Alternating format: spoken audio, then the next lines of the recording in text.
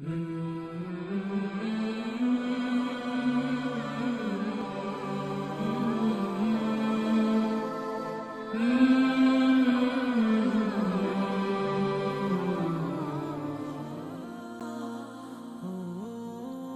اللہ الرحمن الرحیم۔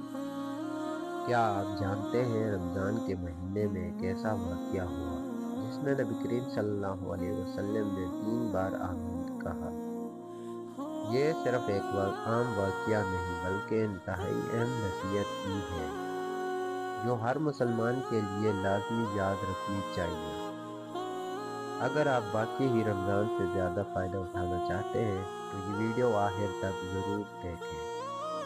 ایک روایت کے مطابق جبرائیل علیہ السلام نبی کریم صلی اللہ علیہ وسلم کے پاس آئے۔ انہوں نے 3 دعائیں کیں۔ پہلی دعا: وہ شخص بہت نقصان میں ہے جسے رمضان کا مہینہ مل جائے اور پھر بھی وہ اللہ سے اپنی مغفرت نہ کروا سکے۔ اس پر نبی صلی اللہ علیہ وسلم نے فرمایا آمین۔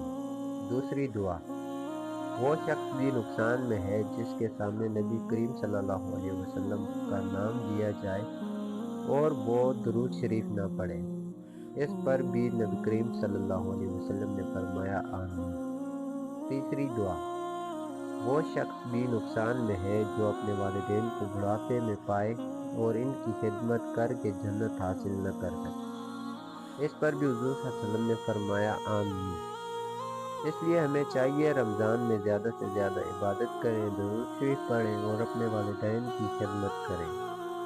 کامنٹ میں ضرور بتائیں آپ رمضان میں کون سا نیک کام زیادہ کرتے ہیں۔